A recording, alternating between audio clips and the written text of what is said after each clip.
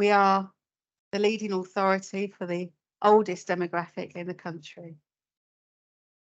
I'd like to thank the members of the public here. Thank you so much for showing your passion with us, because we are all passionate about serving the residents of the North Norfolk community.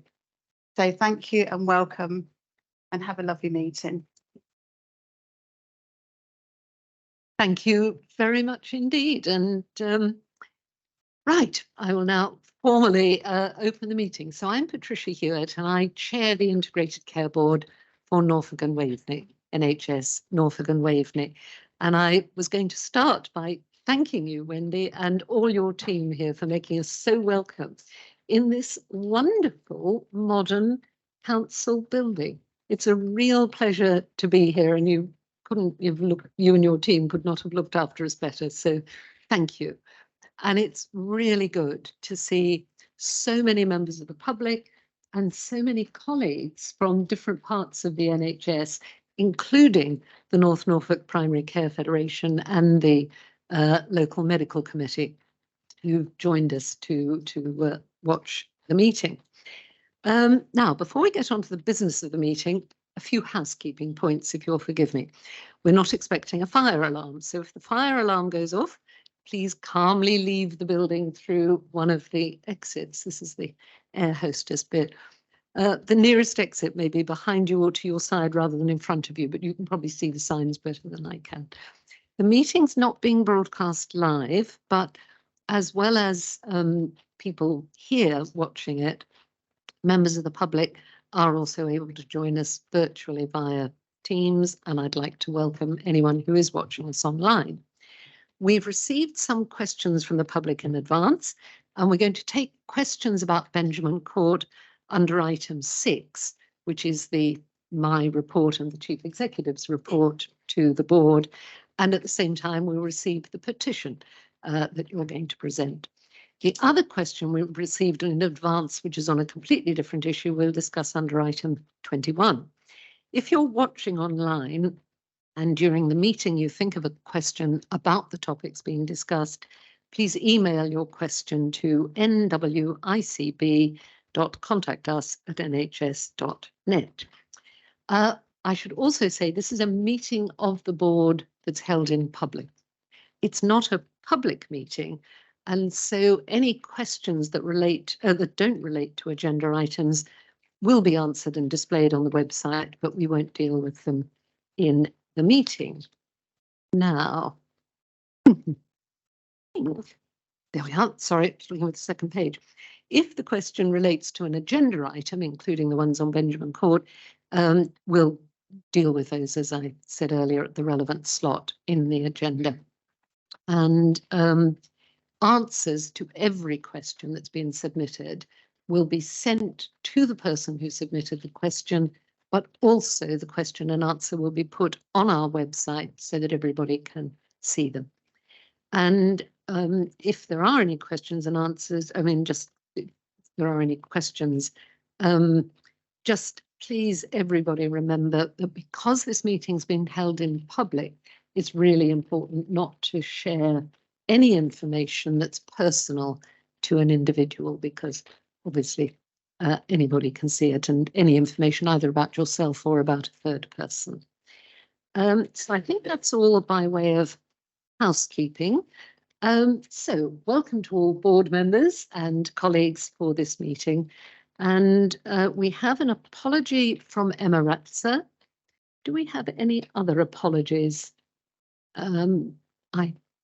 Where's Chris? I don't think we have any other apologies, do we? No, fine. And I want to welcome 2 new members of the board. So Caroline Donovan, who is joining us on the screen. Very good. It's all right. I'm struggling. There we are. Caroline, you've just come up nice and big. I was struggling to see you on the screen in front of me. Caroline is the interim chief executive of Norfolk and Suffolk NHS Foundation Trust, that's NSFT, and Caroline will be a partner member, is now a partner member for the NHS Trusts, bringing, of course, special experience and expertise in the field of mental health. So welcome, Caroline, to your first board meeting. pleasure to have you here. And Stuart Keeble, Director of Public Health, Stuart for Suffolk County Council, has also now formally joined the board as one of our 2 local authority partner members. And what we'll do, as always, board members, when you speak, please just introduce yourself by name and position, because it's certainly not possible for anyone sitting at the back of the room to read the name tags in front of us. Right, minutes from the previous meeting. Is everybody happy with the minutes? No changes to the minutes? Fine, so we can approve those as a correct record. I don't think there are any matters arising that aren't on the agenda. Declarations of interest, those of course are all made on the public register of interests for members of this board, and that register is available via the website. If anybody does have an interest relating to an agenda item and you want to speak on that, just draw attention to it, please, when you speak. Next item is the Chair's action log. This is actions taken since our last meeting. Karen, the only one is can I come to you for that? Yeah. Thank you, Chair. There's just one action since the last meeting that the Chair's undertook with regard to a financial submission, which is detailed in the log. Good. Thank you very much indeed.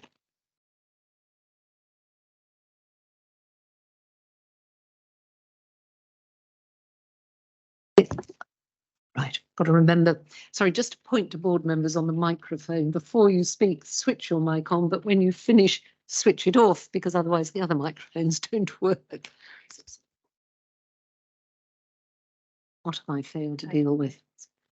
There is also the board action log as well as item 5. Yes. That's been circulated, and there were just 2 outstanding actions which have been updated. So I don't propose to take those any further. In fact, they were Frankie's actions and she's updated them. Yeah, so they're also concluded. The agenda I have misses item 5 completely. Okay. That's why I missed it. Right, so those are completed and we can note those. Right. And that does bring us to Tracy's and my report. And I think before I hand over to Tracy, I just want to say that, as I think everybody knows from personal experience, from the headlines in the papers, from reading board reports and so on, this is an incredibly challenging time for the National Health Service, but also for the wider health and care system of which we are part. And indeed, many of the challenges that hit the headlines about NHS staff, for instance, and the pressures on people working in every part of the system, in primary care, in community health, in mental health, in acute trusts, and so on, is felt at least as strongly by staff working in social care. And that is much less in the headlines and often much less noticed. But for us working as part of an integrated care system with our partners in local government, in social care providers, in the voluntary community and social enterprise sector, the pressures are intense everywhere. And I think it's useful to keep that in mind when we're focusing more narrowly on the specific challenges to the NHS. And as I hope you will hear throughout this meeting, despite the challenges and some really difficult things we're having to do, we're also seizing every opportunity to try and improve the care that residents of Norfolk and Wales will get and improve people's health.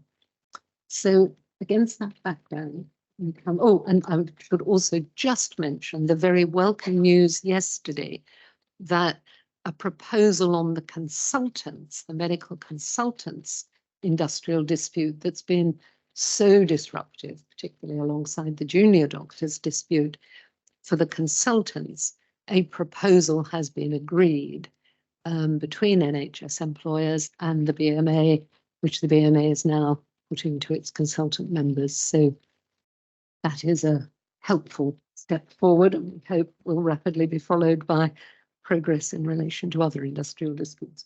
So over to you, Tracy. Thank you, Chair. So I won't go through every line of my report, but I did want to start with something that's not explicitly mentioned, which is the fact that over the past few weeks, we've had a lot of visitors to our system, both from the national team at NHS England, but also the Health Minister, Helen Whately. And what they all reflect back is that they come here expecting to see a system facing real difficulties and challenges, which we are. What they don't expect to see and what they're thrilled about is the energy and the tenacity and the sheer determination that they see from every single person working in our system. And when I say system, I mean NHS, social care, the third sector, and everybody who's working, whether they're a carer or part of the community. They really see that it really resonates. And what we're hearing when we go to national meetings is that people are talking about Norfolk and Waveney and what we're doing and holding us up as an exemplar. So I think it's really easy to think of ourselves as a troubled system, but just for a second, let's also be proud of what we're all achieving together, because this is a massive team effort. I do want to talk a little bit about winter and system pressures, because last winter, you'll know, it was extremely challenging. Whether that was getting a GP's appointment, because we know we had huge volumes of COVID, we had strep A, we had flu, big challenges, and norovirus as well in our system. But also the thing that many people will have seen is the ambulances that were queuing outside of our hospitals. We talk a lot about discharge and we talk a lot about moving people out of hospitals and into the right place, but we wanted to turn that on its head a bit, and we've decided together as a system to talk about right care now. That's a Norfolk and Waveney thing. The idea that we will pull patients towards the right place for them, and that we will do that to make sure not only that we can protect our hospitals for the people who most need it, but that we can also make sure that care is provided for everyone where they need it, when they need it. So one of the things that we decided to do a few weeks ago was really look at what would it take when an ambulance pulls out for somebody to straight away go into the hospital rather than waiting on these long waits. Because we know if we do that, the ambulance can go back out into the community and help the person that might be lying on the kitchen floor who most needs it. So we trialled that at the Norfolk and Norwich on the 17th, so that's a week ago last Friday. And the other two acute hospitals, we're all working together, so they're going to start doing this on the 1st of December. And if anybody has been driving past the Norfolk and Norwich, you will have seen a massive difference. Now, of course, that meant more people were coming through the hospital and it was very busy, but we're learning how to deal with that. We're making sure that people are discharged, trying to get people home before lunchtime, looking at the flow through the hospital, and it is making a big difference. And I also want to say that there's a lot more understanding, I think, between the different organisations and social care about how we're working together. So this winter does feel different. And I've highlighted in the report several things that we're putting in place, like acute respiratory hubs, more money for GP surgery, money for the acutes to change the flow within the hospital, to try and make sure that we protect everybody through what is going to be a difficult winter, but hopefully a very different winter this year. I also wanted to touch on One Norwich practices, because that's in the report and that's of concern to people. We have been able to reallocate all of the services. I know it's been a big concern since the organisation said they couldn't continue. And we will be putting out communications over the next few weeks so that everyone knows where the different services are going, how they can access them. Obviously, many are still running through the Ruin Road site. And we're really, really pleased that the system has stepped up to make sure that all of those services will be preserved. So a big thank you to everyone involved in that. And then, of course, the agenda item that many people in the room are here to talk about, of course, is Benjamin Court. Now, as you all know, Norfolk County Council were providing services for the last few years from Benjamin Court and have recently reallocated those services into the community, which means we have a facility. I was lucky enough to go and visit that just over a week ago. And what we want to do really is do a proper engagement exercise to make sure that we reach out to everyone who's living here, health and social care organisations, third sector, voluntary organisations, and look at what we could do with that building. It's owned by the NHS Property Services, but it's in our patch. So let's see what we can do with that. So we'll be releasing more details about that in January. And I also just wanted to address, we said we'd take questions, didn't we, at the right agenda item? Yes. There are 5 detailed questions about Benjamin Court, and they cover some of the same things. So I'm not proposing to read out each question in detail, but we have answered each question and they are on our website. But I think the important thing to say is that we're open to all ideas, and that is not just about NHS on their own or social care on its own, but also what we can do, as I said, with the third sector and other community groups. So we want all of the information possible to really think about what we can do about that. And we will make sure that we have a proper engagement exercise. It will be communicated and we'll make sure that everybody knows how they can get involved in that. So this will be a process and we'll be working very much in tandem with all of you. Now, I think at that point it would be appropriate, Mary Russell is going to present the petition on behalf of all of you who are here about Benjamin Court. Can I also just say thank you very much to everyone who's come and given up their time today to come, actually. Thank you.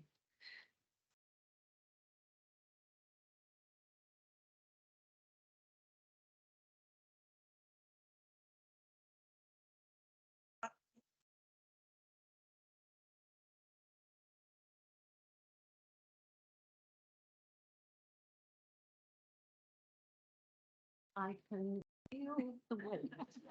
I can feel There's more coming. But thank you very much for that offer. We are here, we are keen. Let's make it. Thank you. Thank you very much. And I'm going to back. Yes.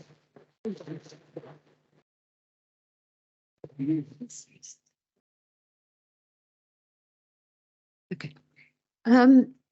Right. Back to you, Tracy, for the next part of your report. But thank you very much for that, Mary. So the only other thing I just wanted to pull out of my report as well was that we are taking a systems approach to the CQC. So they are going to be inspecting us as a system. So we are working across our system to look at how we best do that and keep patients safe over the coming period. And really just a list as well of the events that we've been going to, but really just to point out how excited people are about what's happening at Norfolk and Waveney, and we're going out and we're sharing that. Good. Thank you very much. Now, any questions or comments from board members on our report? Yes, Bill, and introduce yourself if you would. Thank you, Patricia. I'm Bill Borrett. I chair the ICP, the Integrated Care Partnership. I just wanted to draw attention to the paragraph in your report about the ICS conference in Norwich, which was really, I felt, the best one yet. I think there was a real sense of common purpose across all the system. We had the social care, we had the local government, we had the NHS, we had private providers. And everybody, carers, we had elements of the whole system there. And I think there was a lot of mutual respect from all of the parties and far greater understanding. And I look forward to holding a similar event next year. But I think anything that can increase the sense of, as I say, common purpose, as all working together as one system, is to be encouraged. And I'd like to thank everybody who helped make the day as spectacular as it was. Thank you very much indeed. Good. Thank you very much, Bill. I completely endorse everything you've just said about that. It really was a good event, and many thanks to everyone who organised it and everyone who attended. Other questions? Yes, Kathy.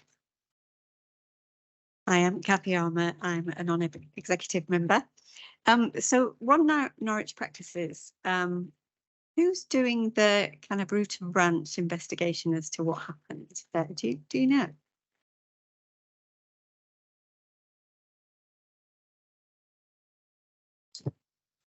Mark, will you come in on that one?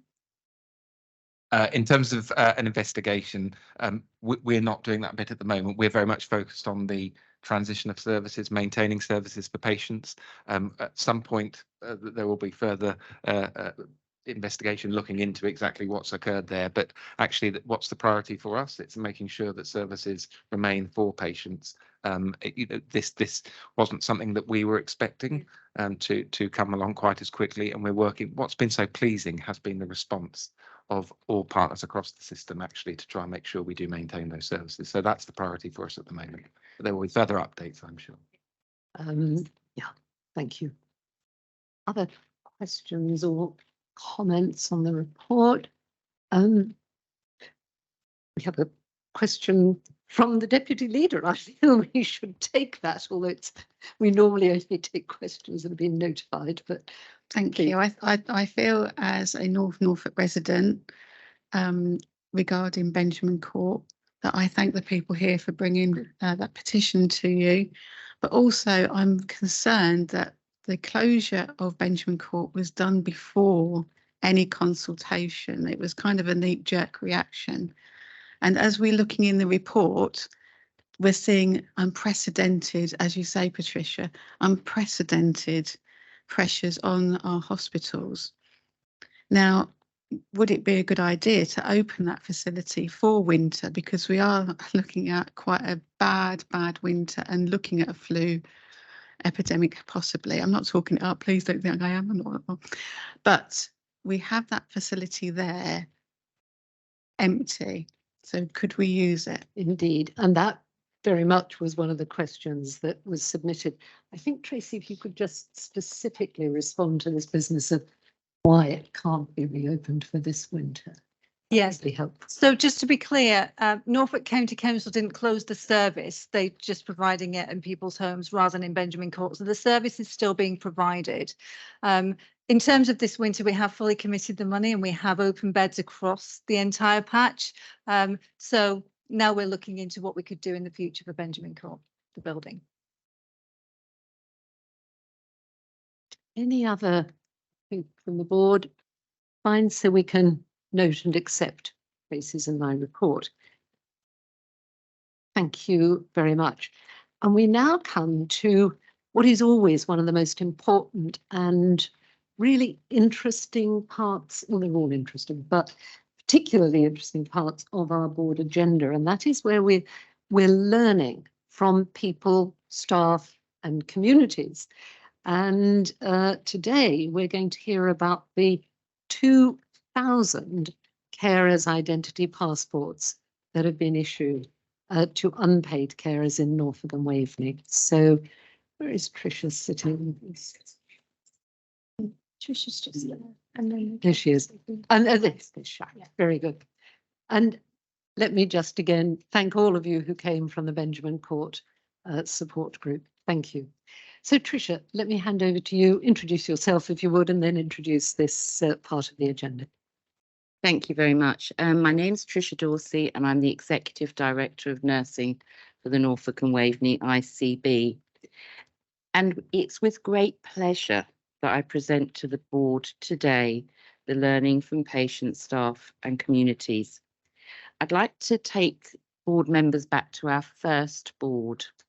And at our very first board, there was a presentation from my colleagues who are sitting behind today about the importance of carers and informal carers supporting their loved ones and the challenges they were experiencing within the lack of sharing of information.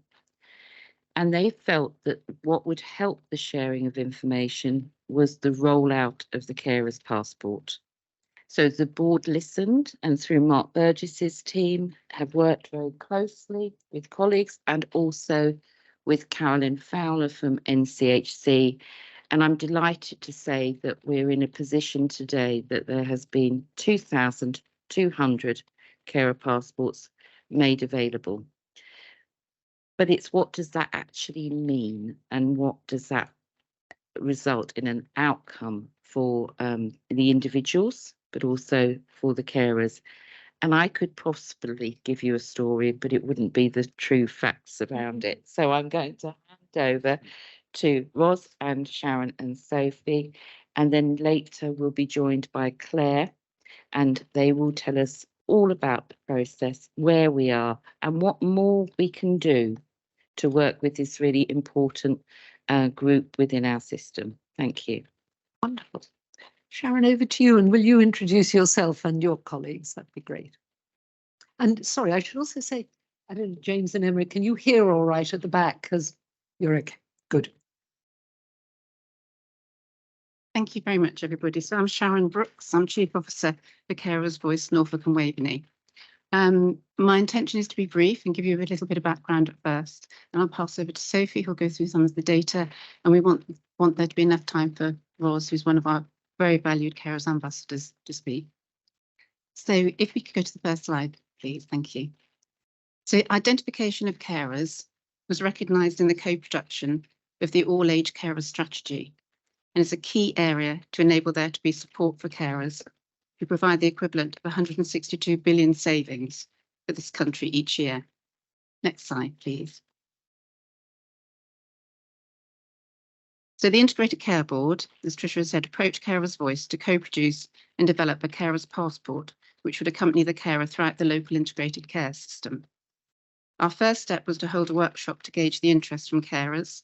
Over 100 carers signed up for this, and the overwhelming feedback from carers was that they wanted identification in healthcare settings so that they were recognised, respected and valued from the beginning of the journey with the person they care for. The knowledge and experience from their caring role would be recognised from admission to hospital, inpatient stay, at discharge, and with their interaction with social care, enabling both carer and cared for to be part of the triangle of care with practitioners. It was also agreed that this would be an all-age carers passport. Following the conference, we formed a steering group with membership of carers, including parent carers and young carers. The 3 acute hospitals were represented, as well as the Integrated Care Board, Adult Social Care, Community Health and Care Trust, and the Mental Health Trust. All of the steering group were committed to work in co-production as equal partners from the beginning of the project. The steering group co-produced the card and the lanyard, developing the name, design, and the application form. All promotional materials were co-produced, ensuring we had specific feedback from young carers. Key to the success of the passport has been the support of the staff in the healthcare settings where it's used, and developing awareness raising sessions in those settings. Next slide, please. These are the settings where it was originally recognised. It has since been rolled out by the Integrated Care Board to GPs, social prescribers, pharmacies, OTs, dentists and optometrists. Raising awareness of the passport has been key, and we are particularly keen to work with other counties, particularly cross borders, as carers may live in one area or county and receive their services in another. Next slide, please.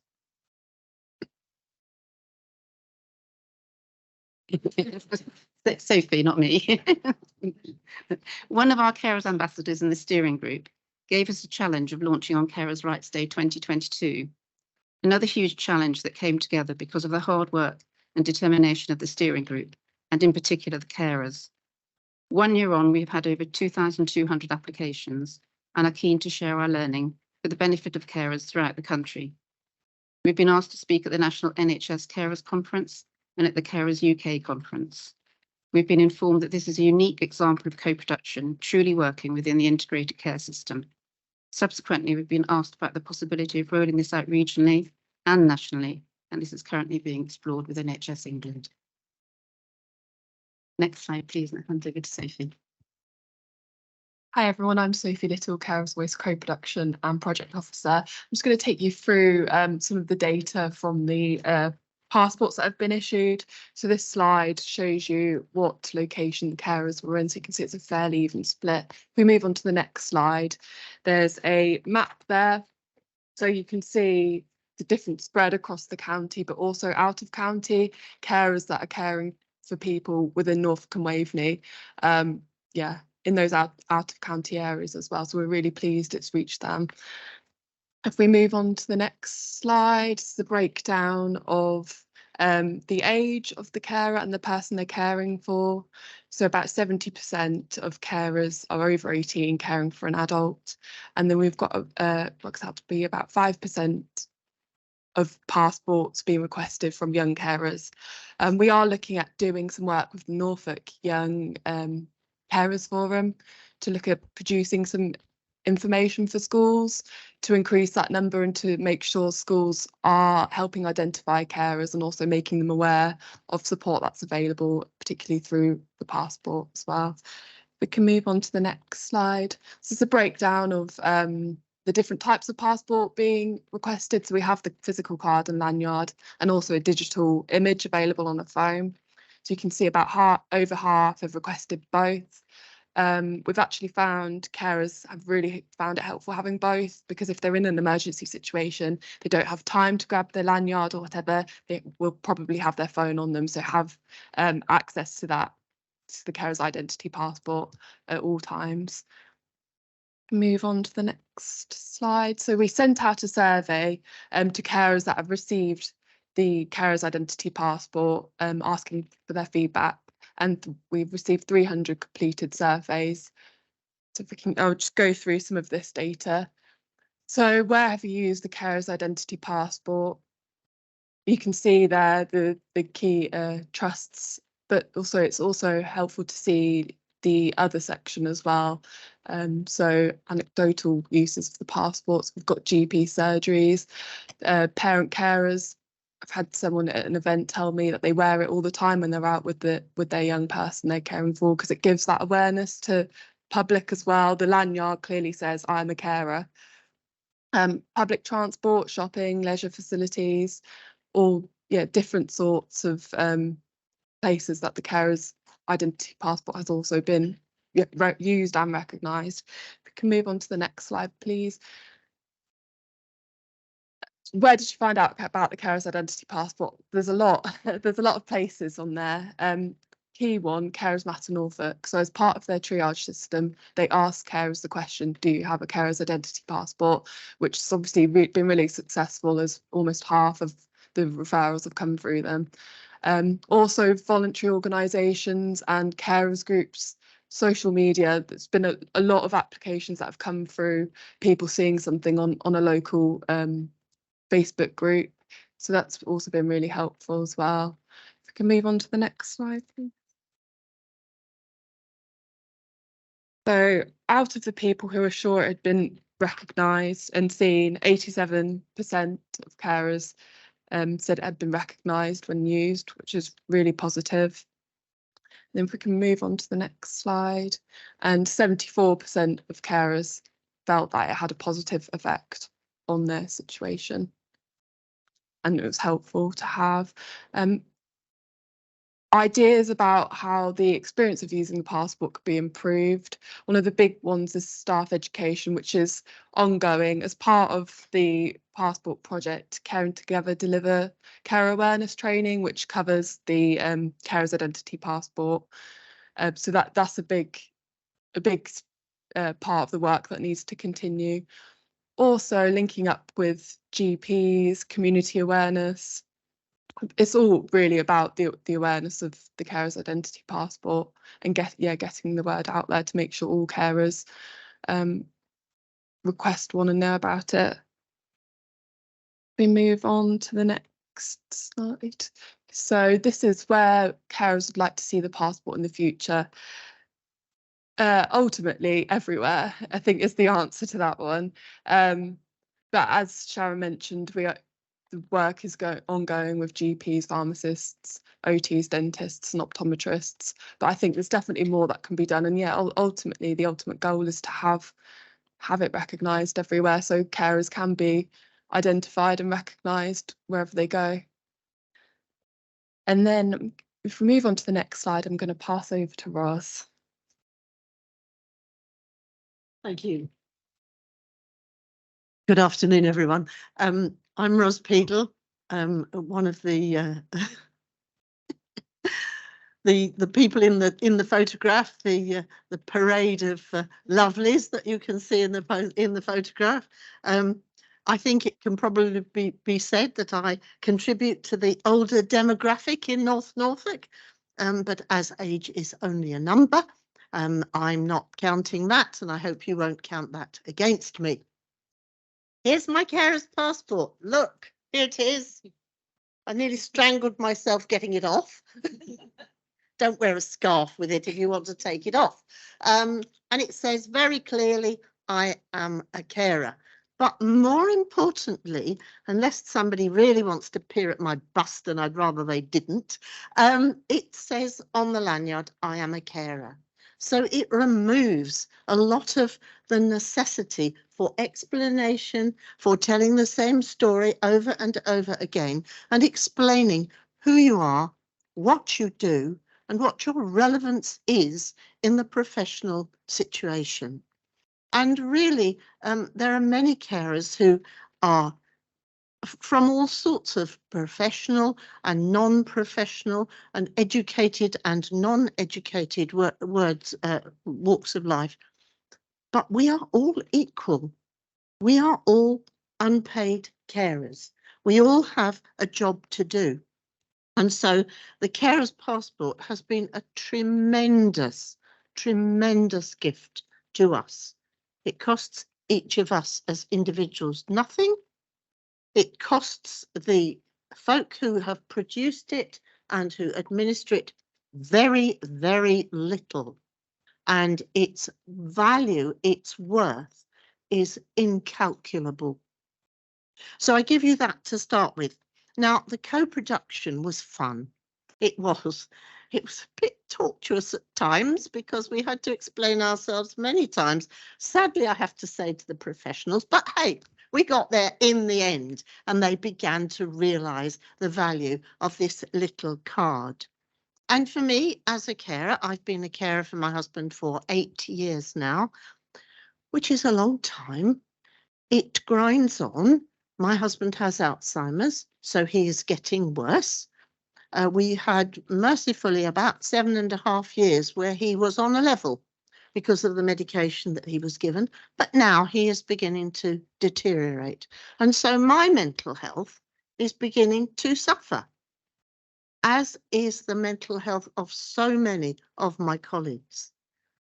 And you don't want us in your mental health departments if you can avoid it.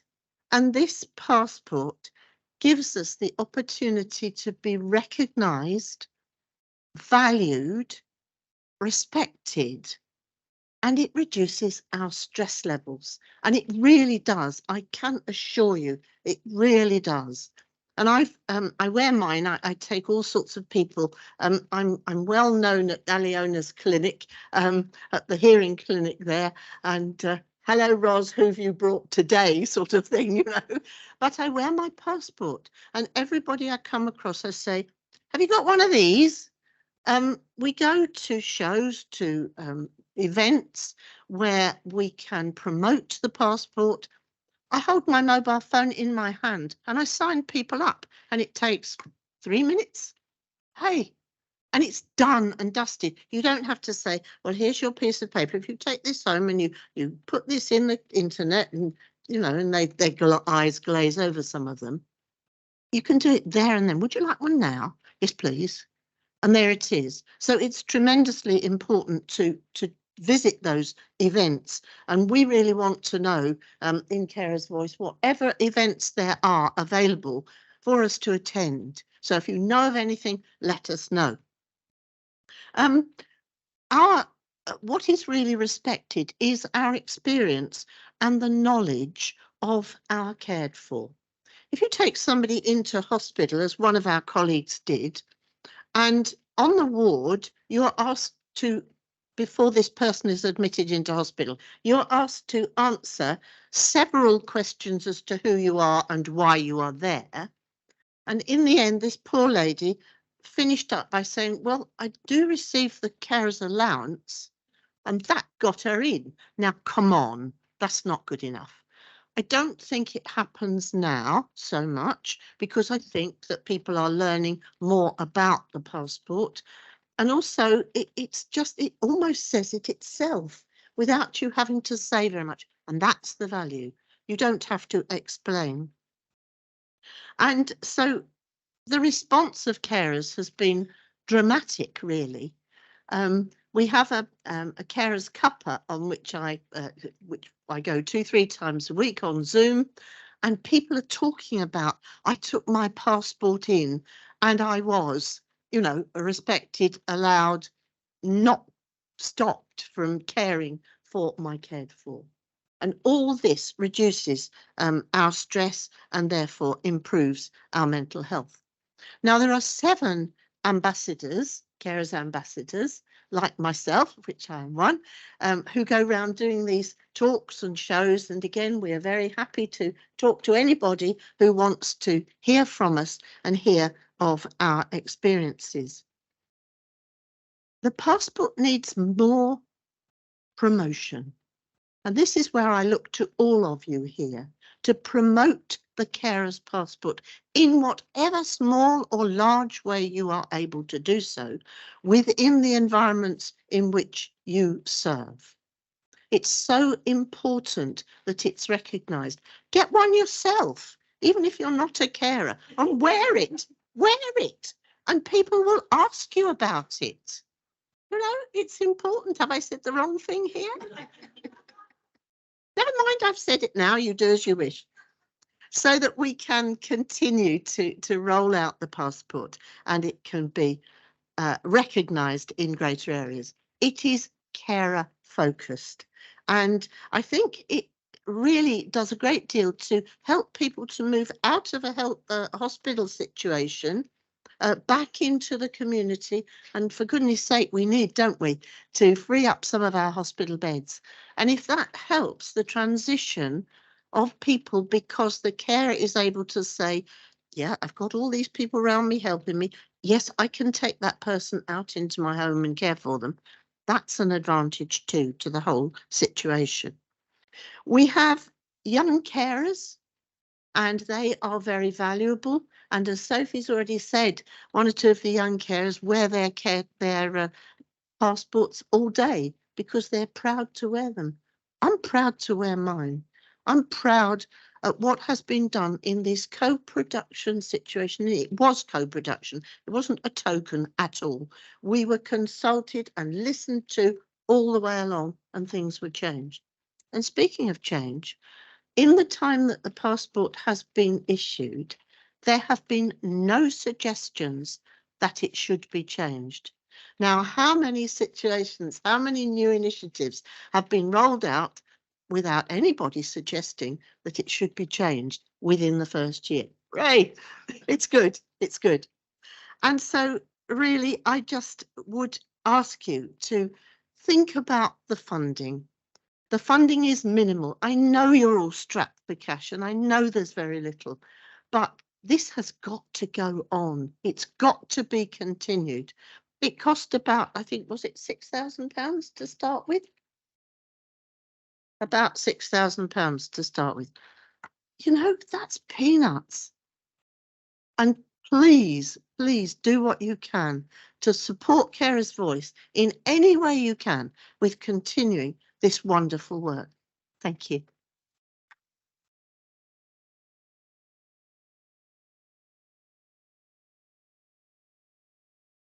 That was brilliant. Thank you so much, Ross, Sharon, Sophie. Am I right? You've got a video as well. Short animation. Wonderful. This is exceptionally interesting. And my goodness me, what a great story of co-production. It really is.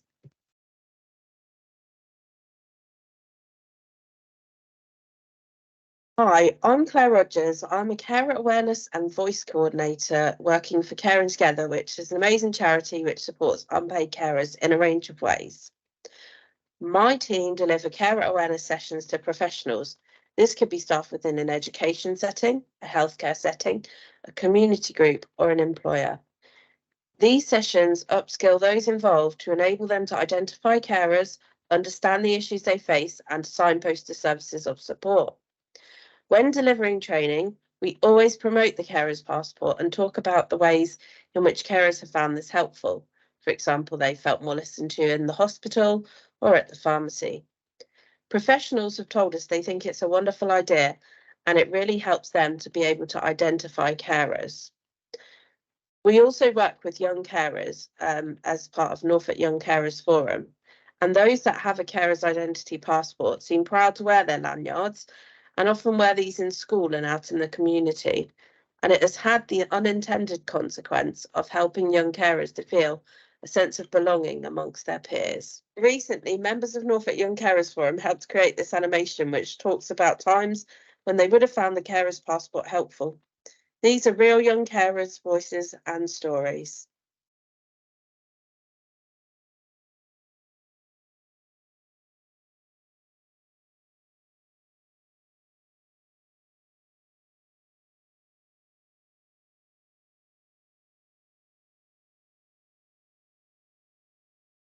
The Carers Identity Passport would have helped me with meeting new people from services that are here to help my mum.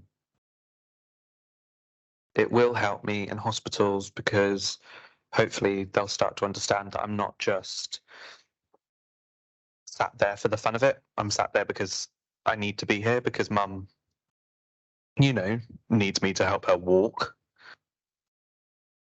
It would have helped me when my mum was really poorly and I went to the pharmacist and they didn't let me have the medicine, even though my mum like couldn't get out of bed. So I had to go help her and then they wouldn't let me. So then she got more poorly. Carers Identity Passport would have helped us when we had to call the paramedics for mum, because the paramedics made both my brother and I feel as if we were in the way and we weren't respected for what we were. They just came in, asked us what room she was in and just went straight up, not bothering to ask us. Like both of them went straight up. I'd have understood if one of them did and the other one stayed to ask us questions about what had happened.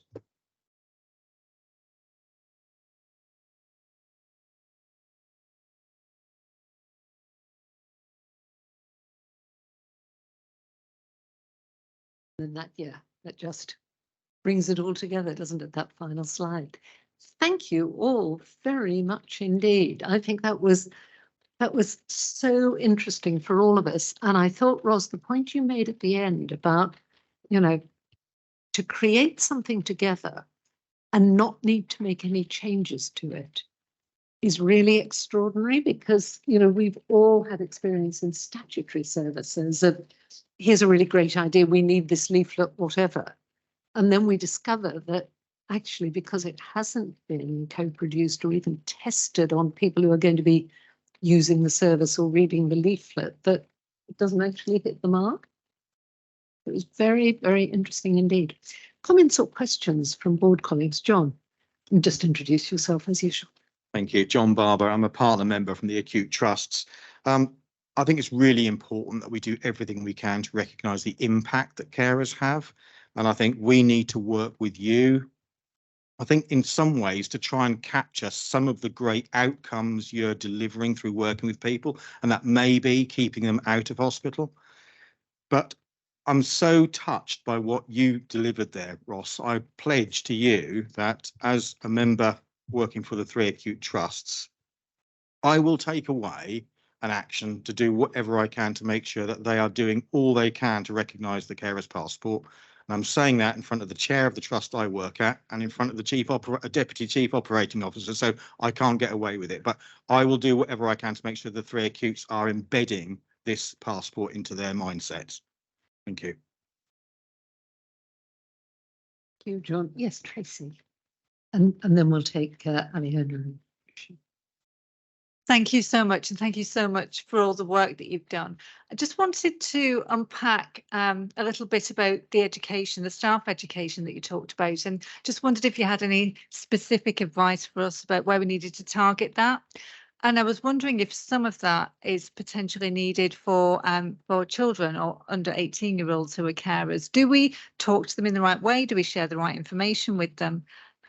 Just looking at the numbers, it's probably higher than I realised. And when I looked at 2% of under 18-year-olds are caring for an adult and a child, and then I did the maths, that's 44 young people in Norfolk and Waveney. That's, you know, it's a lot more than I thought. So I was just wondering, are we supporting them in the right way, or do we need to do more in terms of training staff? Thank you. Back to that in a minute. Aliona.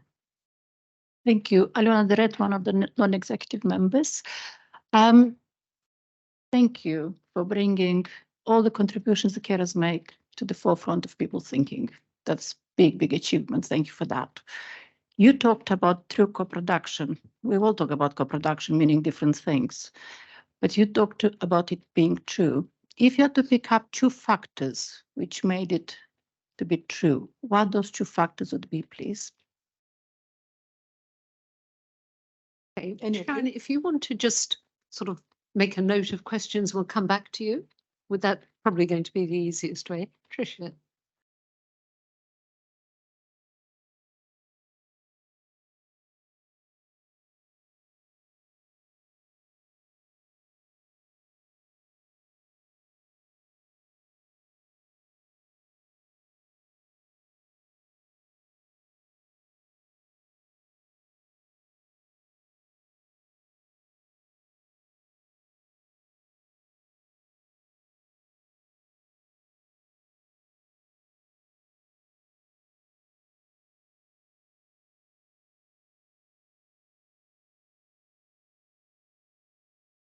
Good. And Frankie, if you'd also just address this issue of how we can keep raising awareness amongst clinical and other professionals, because I mean, several of us sitting around this board are carers, and it makes all the difference in the world if you are dealing with clinicians and staff who recognise that you're a carer and actually will know a great deal more about the condition of the person you're caring for than quite often they will. And that's really important. Thank you. Thank you. I'm Frankie Sawes, the Medical Director of the Integrated Care Board. I just wanted to make one point, if I may, but you rather turns your question on its head, Patricia, which is how can we expand the reach of these more? Because although we've heard a really wonderful presentation, really brought to life there, particularly by Ros at the end, she and I were chatting over lunch, and I asked, well, how many carers should or could have a passport? And although we're just over 2,000, that's of the 180,000 people that our census data tells us are carers in Norfolk and Waveney. So I think maybe you're right, Morris. Maybe we should all be wearing the lanyards and talking about this wherever we go, to raise awareness in the carers, but also to make it more meaningful that the health and care staff are aware and recognise it, because having the identity recognised is wonderful, but actually doing something with it and listening to the son downstairs rather than walking straight past him up the stairs, as in that last example, would be even better. Thank you, Chairman. Debbie Bartlett, Norfolk Adult Social Services. Sort of picking up what Frankie's just said about the carers that haven't come forward yet. What we know is that the term carer, sometimes people don't use that for themselves. Actually, what they think of are paid carers. And so there is something I've always thought about the language we should use. You know, someone, are you looking after someone, I think is the language that carers voice use quite a lot, but perhaps that's something as well that professionals can do when they see someone who they think probably is a carer. You know, do you look after this person a lot? Oh, actually, you're probably a carer. And it's just that sort of awareness which might help broaden the reach of this excellent work. Conscious of time here, so Sharon, Ros will come to you, and then Sharon for any final points, but thank you. Sorry, thank you. May I just make one final point? And that is that it's partly education of everybody, isn't it?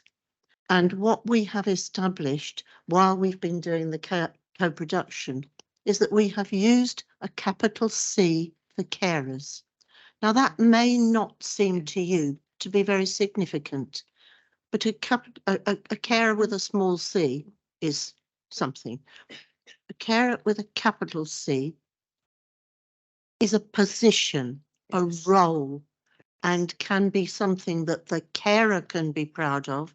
And I know a lot don't recognise themselves as carers, and that's what, as carers ambassadors, we're all about, to try and get people to, you know, to recognise. If you walk in with somebody with in a wheelchair into the forum and we've got an event, would you like a carer's passport? Oh, I'm not a carer, I'm just his wife. I'm just, you know, hello. So, you know, this is so important that we do this. So please, could we, throughout the authority, talk about carers with a capital C? Thank you very much. Absolutely. Thank you, Ros. Sharon. I just wanted to say that we can do sample ones for anybody that would like one. So, you know, if you want to promote then that's really a valuable tool. With young carers, we are working on promotional packs for schools and making sure that we try and use the correct language for young carers.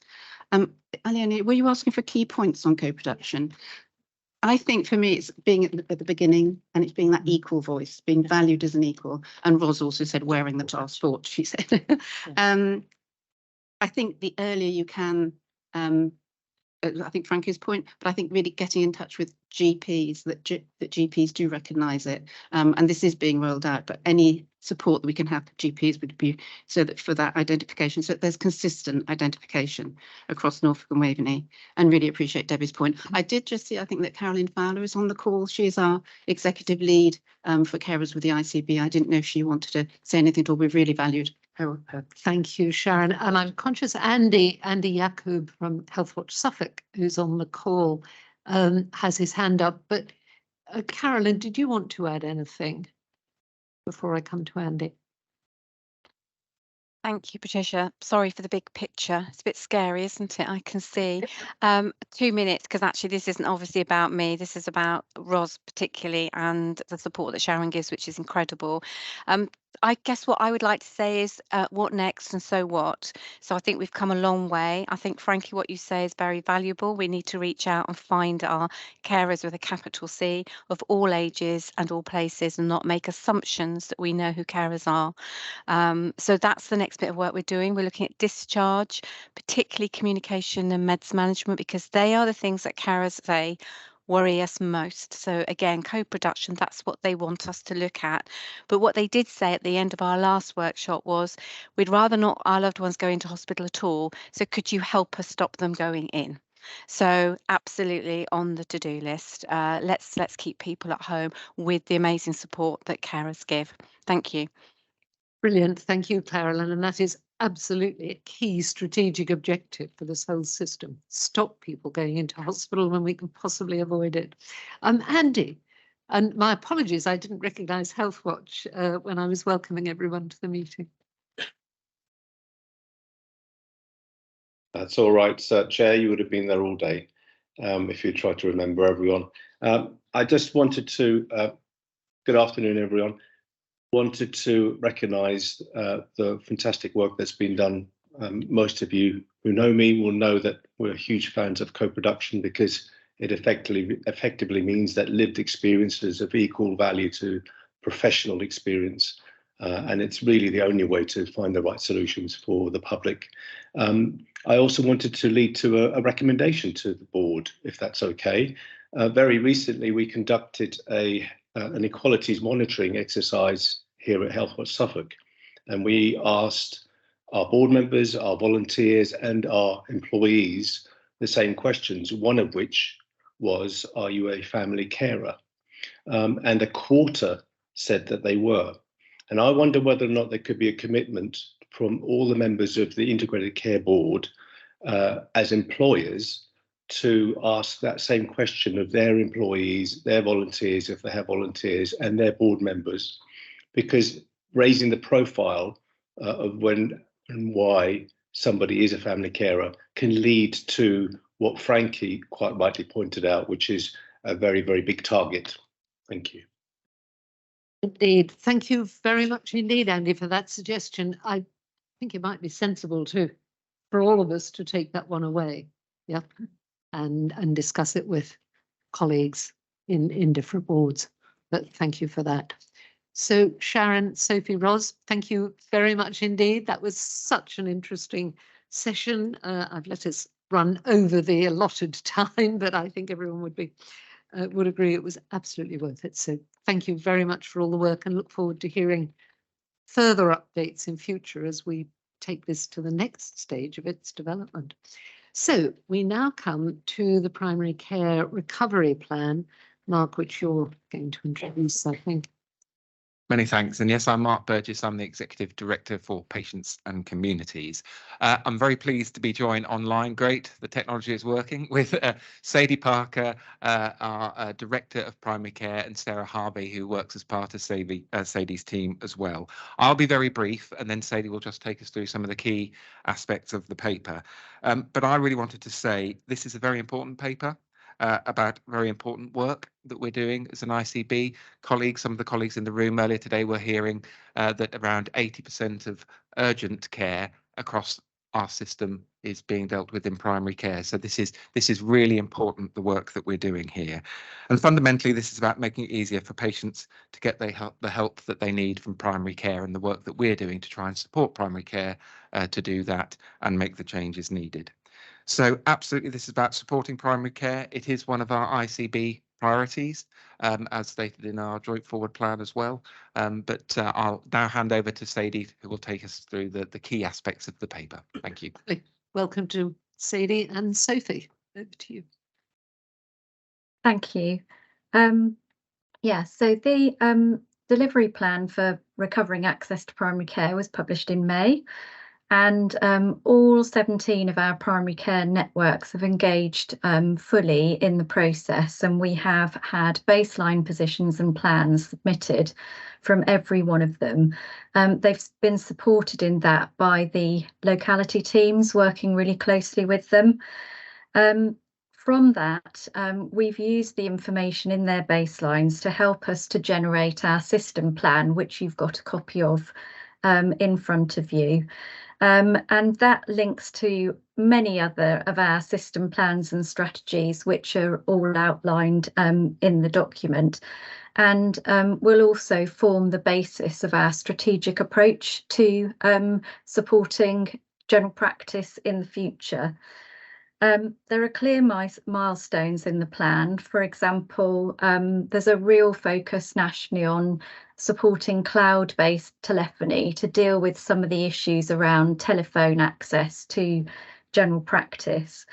We had already run a pilot on that in Norfolk and Waveney, but this year there'll be a further 34 practices moving over to cloud-based technology, and since the paper was written, NHS England have also opened a second phase of cloud-based telephony funding, so our digital colleagues are working on that now with practices to maximise the amount of investment into our system.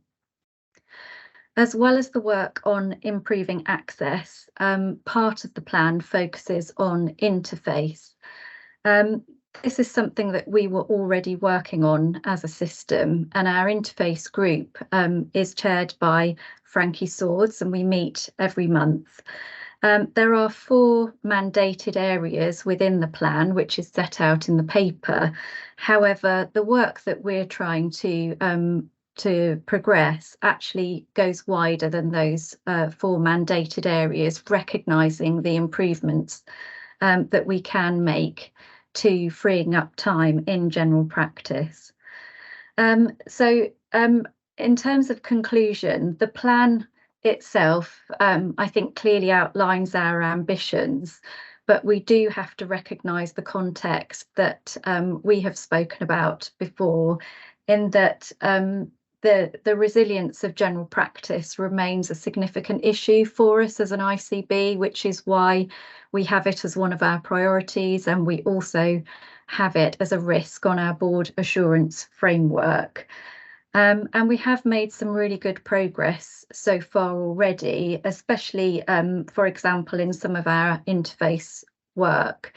However, the progress is always slower than any of us, I think, would like. We'd all like to deliver it all tomorrow, but nevertheless, we are making progress. And I think certainly the commitment to our interface work is genuinely there, and we have a really good system group that's very well attended, and that everyone is committed to.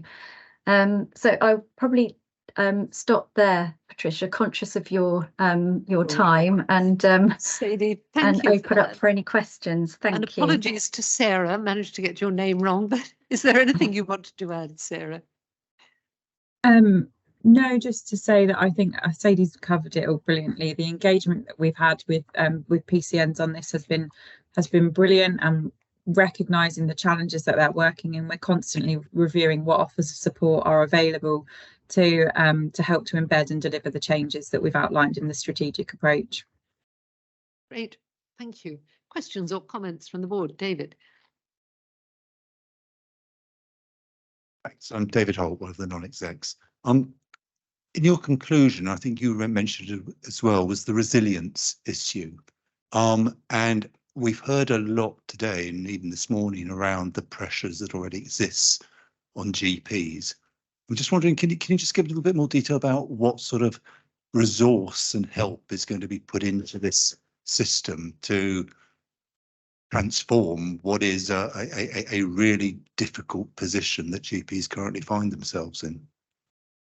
Yes, thank you. So there is actually a significant amount of support available, but of course it is reliant on the capacity within a practice to undertake some of the transformation required. We already have quite a number of practices that are already working within a modern general practice access model, which is the name that's been given nationally to the new ways of working. But in terms of the support offers, so at the end of the plan, there is a transformation support offers section, which sets out some of the national offers. So there's GP improvement programme, which is a funded and supported transformation programme. There's a light version of that, which has been introduced in the last week or two, recognising that some practices are struggling for capacity. There's national care navigation training, and of course the cloud-based technology investment, which is quite significant. In addition to that, from within the ICB, we have a number of teams working with PCNs and individual practices. So we have the locality teams, which are supporting the general delivery of the plan. We have quarterly meetings with the primary care networks to offer support and to monitor progress. The digital team is supporting the technical changes, and there's a huge amount of work going on from our workforce team to provide all the support there around training and new roles. And that's probably not all of it, but those are the areas that sort of most easily come to mind. Good. Thank you for that. Yes, Aliona. Sorry. Thank you. Sadie, I'm referring to page 6 of your report. What a wonderful list. We can see lots of interesting shifts in the processes, pathways, referrals, direct referrals, diagnostic testing and things like that. All extremely good news. The question is about the timescale of when this may come to life, please. So page 6 of the paper, do you mean on the interface work? The paper. Yeah, okay, thank you. So I might have to ask Sarah for some more detailed help on this. But just to start off, so one of the things where we've made really good progress so far is around complete care. So if you look at the reporting that we used to have from practices about fit notes, for example, we haven't seen a report of a missing fit note for quite a few months now. So we think that that one, for example, has been really supported within the trust, and that message is definitely there. If you look at some of the other areas that we're working on, such as ICE requesting, that one is a lot trickier to deliver because it's so much bigger in terms of a programme involving the 3 trusts. Although we've already seen the Queen Elizabeth Hospital implement ICE requesting already for the practices that use the Queen Elizabeth. So each part has a slightly different time frame that we're working to, but I will just hand over to Sarah, and Frankie of course may also wish to comment. Thank you. Yeah, so as Sadie said, in relation to some of these, there are kind of detailed programs of work going on behind all of them. Sadie said ICE requesting has been particularly difficult to to implement, but we do have engagement from James Padgett and Norfolk and Norwich in moving this forward. And whilst the progress on it's been slightly slower than we would like, we're hoping that we're at a stage where we can start to move towards at least implementing a pilot in the Norfolk and Norwich, if not fully implementing this within the next couple of months. So the progress is being made, as I say, but just slightly slower than we would hope. I'm happy to provide some more detailed information offline if that would be helpful around some of the programs, but we are moving towards getting timescales set within the next couple of months for the ICE requesting specifically. Were there any other areas that you were asking about? Thank you for that and for that offer. I should have brought Hilary in as our partner member for primary care earlier. Forgive me, trying to manage these hybrid meetings is remarkably brain stretching. So Hilary first, and then I'll come back. Thanks, Patricia. I just want to say, first of all, I'm really pleased to see the paper here, so thank you. And I really appreciate the amount of work that's going on behind the scenes from Sadie and Mark and Sarah and your teams to try to support primary care in that. It's really important. The challenges are great. There is no getting away from it. We've been auditing some of the numbers of requests coming into just our practice, and it is staggering and much greater than we thought. If you look at Monday particularly, the numbers are huge, 500 requests through footfall, 800 tasks coming into the practice. The numbers are hundreds. So it is a really, really big job. So everything that we can do to take away anything that's unnecessary or can be dealt with elsewhere is very much appreciated. So I know there's lots of work going on. There have been some things that have been quite challenging, and I know Sarah's been working very hard to overcome some of the obstacles to getting some of these things landed to help primary care. So we just need to maintain that focus on those and make sure we actually get to a point where they're working, because lots of work's gone on, but we've not quite got there with some things yet. We need to think about demand as well in other ways, I think, because as I say, the numbers are really quite frightening, and whilst we're doing lots of work to try to offset what we can, we need to do more.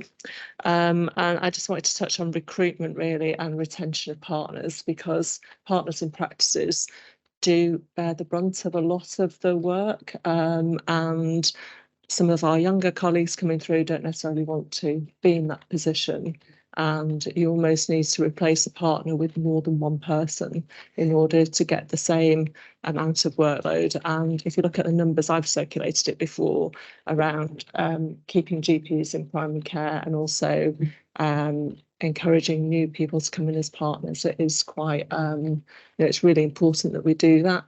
And just go forward, that will be the thing that will kind of, keep us managing these numbers in the future. So just really, just to make sure it stays as a real priority really for us across the ICB. Good, thank you, Henry.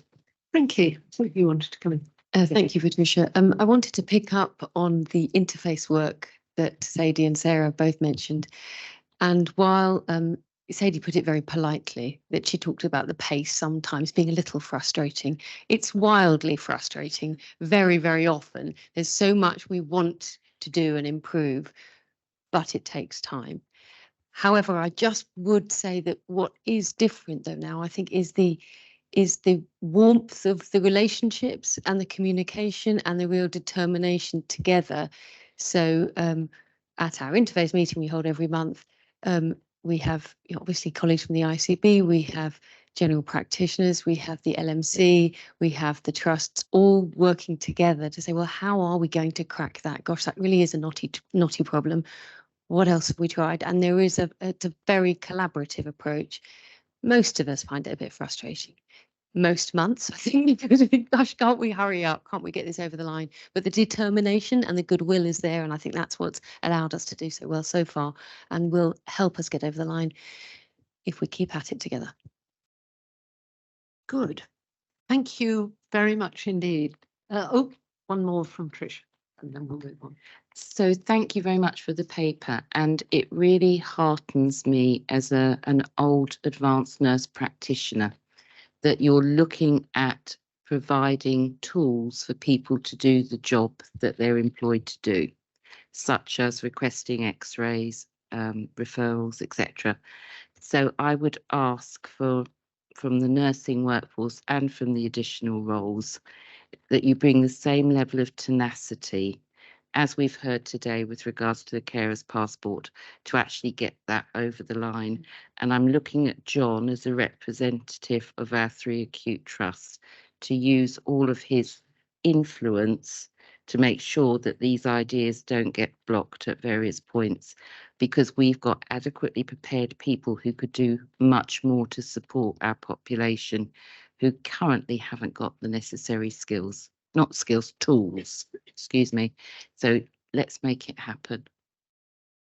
Good. Well, that's a perfect note, I think, on which to draw this item to a conclusion. So Mark, Sadie, Sarah, thank you very much indeed. Great work. Let's just keep it up. So thank you.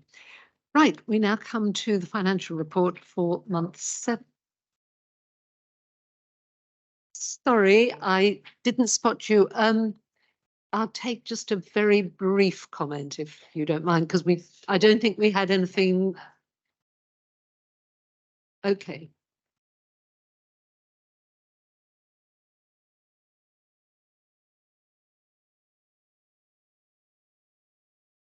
Lovely, thank you very much, thank you. So I'm Dr. Wendy Outwin, I'm a local GP and I'm also the chair of the Norfolk and Waveney Local Medical Committee, the statutory representative body for our local GPs and their practices. So I'm just going to make a quick comment actually on the report. So the Norfolk and Waveney Local Medical Committee thanks the ICB for the opportunity to see the draft report ahead of it being published, which has allowed us to formally respond to its content. And the report covers a wide range of areas, all of which impact general practice specifically. However, 2 areas that appear to be having a significant impact on general practice are, as mentioned, the primary secondary care interface and workforce, as Hilary said. The content of the final presented report and situation as known locally shows there is still a large amount of work needs to be undertaken to improve the current primary secondary interface. And the Norfolk and Waveney LMC has been striving to help resolve these issues, which have plagued general practice for years, but have become significantly worse since the onset of the COVID-19 pandemic in 2020.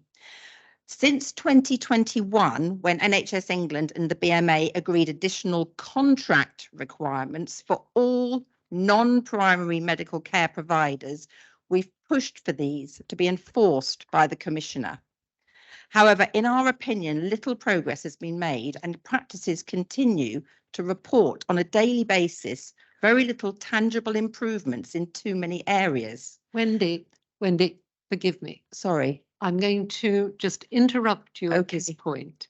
It's always a pleasure to see you and colleagues from the LMC. Yes. But it would have been helpful and appropriate, I think, if you just notified us in advance. We do make it very clear. Okay. We've got this in about 2 minutes. No, I'm sorry. There's been an exchange of letters, which I have seen between yourselves and Frankie Swords. Yep. So I suggest we just note that you've raised the issue, and it may be appropriate for that exchange of correspondence to go on the website, but we could perhaps consider that offline. Okay. No All problem right. at all. But thank you very much. That's okay. And just in future, if there is anything you want to raise on an agenda item, please just notify us in advance. Okay. No I'm trying to manage the time of this meeting, and it's not really appropriate to take this at this point. But thank you very much. So we now move on to the financial report for month 7. Over to Stephen. There you are.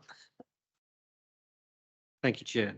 So this is the finance report at the end of October 2023 for the current financial year. So the ICB is reporting today a break-even position in line with our plan. So I just wanted to run through some of the details that are behind that position. Our forecast outturn is also at break-even as well. So through the year, we've been working on how we deliver a break-even plan. We put a further 17 million of pipeline efficiencies into that plan through a closing the gap exercise.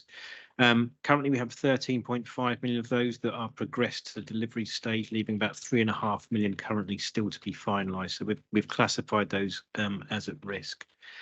We have further pressure in continuing healthcare, around 11.7 million.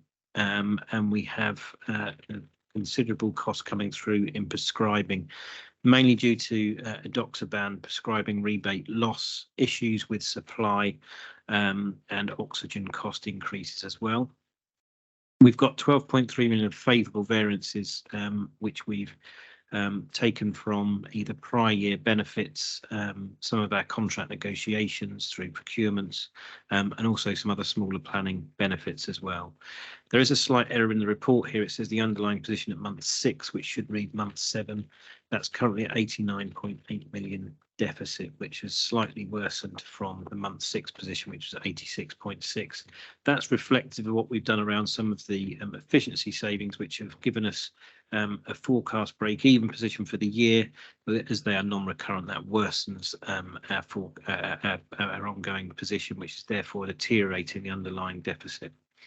Our unmitigated risk at the start of the year was 75 million. We've mitigated a good number of those for the year. That continues to reduce. It's currently down at 26.3 million. It was 27.6 million the previous month.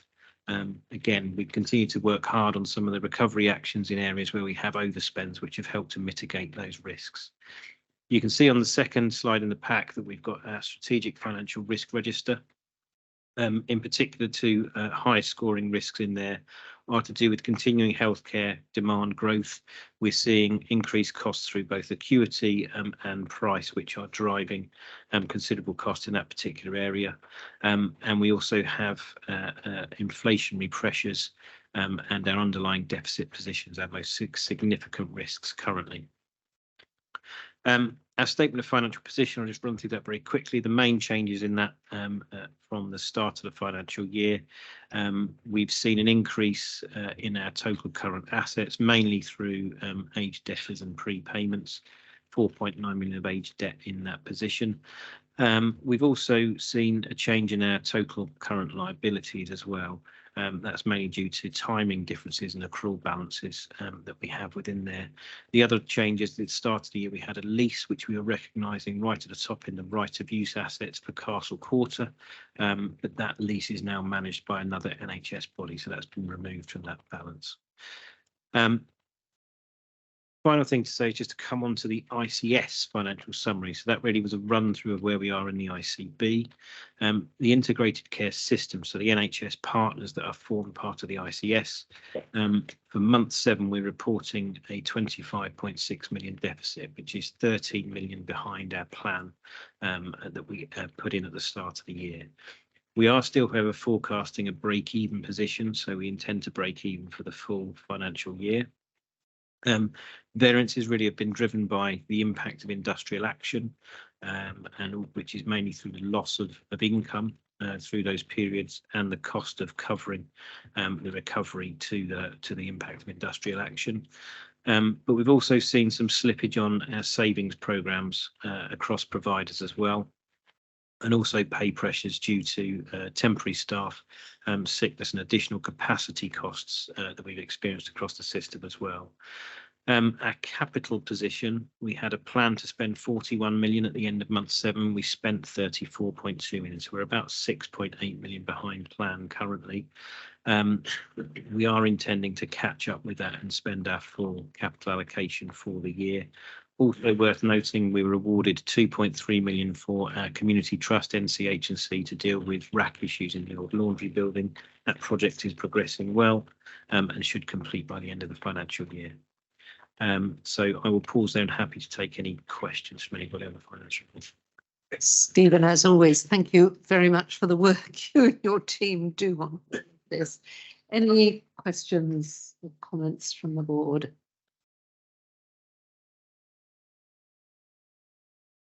Lot of discussion on finances. Fine. Stephen, I think we can just accept that report. Thank you very much indeed. And we'll move straight on to your next item, which is the emergency planning, resilience and response. I'm afraid I looked at that and assumed EPR was electronic patient record until I saw the extra R. Yes. So in this instance, thank you, Chair, it's emergency preparedness, resilience and response. So annually, we look at the core standards which we have to comply by for the NHS. So this is where we ask our system partners to do a self-assessment against the core standards. The paper details under 1.3 the 10 areas of NHS core standards to be complied with. We are then scored against those, and we are either fully compliant, partially compliant or non-compliant. We also went through a peer review session just to check, challenge and share best practice in some instances around those core standards. Majority of organisations displayed substantial compliance. QEH had partial compliance, which was really down to a timing issue. So their action plan will have completed by now. We expect them to be fully substantial. We also have ERS Medical, who a patient transport provider. They're going through a business change and merge of companies, which has affected their ability to complete the core standards. But an action plan again is in place, which should see those them get to substantial compliance. Also worth noting that the ambulance service, Integrated Care 24 and Cambridge Community Service, they report their compliance through Suffolk LHRP, not Norfolk, which is why we've included them in the report, but they're not part of our core response to this. We plan deep dives. We've looked at areas of good practice. We've also had a good look through the standards at common challenges and issues that we experience and how we're going to address those. And we will continue to do that and ensure that the action plans get us to a fully compliant status as well. But again, happy to take questions on that paper.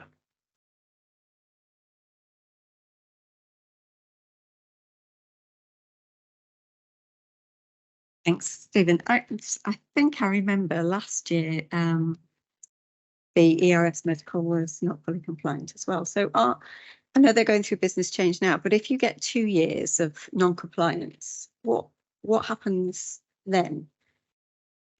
In a normal situation, if they're not going through this change? Yeah, so I think through the peer review process, we can identify areas where organisations fall short, and that's why we put the action plans in place. They are partially compliant, so they do have. There are some good elements of their return, so it's just helping them to get to fully compliant. So an amber rated organisation, I think, as long as we're working with the action plan towards full compliance, I think we'd be more concerned if they had a worsening trajectory than they currently have.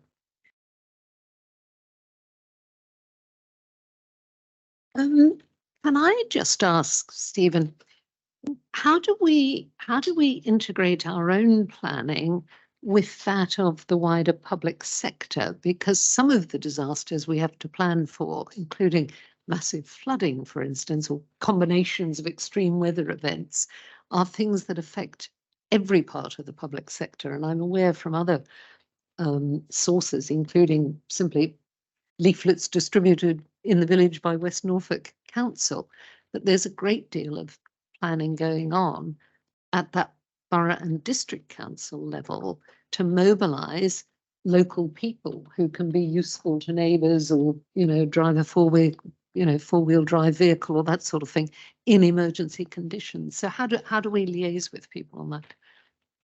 So effectively do that through the Norfolk Resilience Forum, which has all of the organisations across the county involved in doing just that joint plan. So there is joint exercising that we would do through that forum as well as the work we do collectively in health through the LHRP as well. So we have got a couple of forums where we do link in with all bodies and work on that. But Mark might want to say slightly more.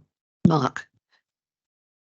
Thank you. Yes, and we actually run desktop exercises. We come together as a system.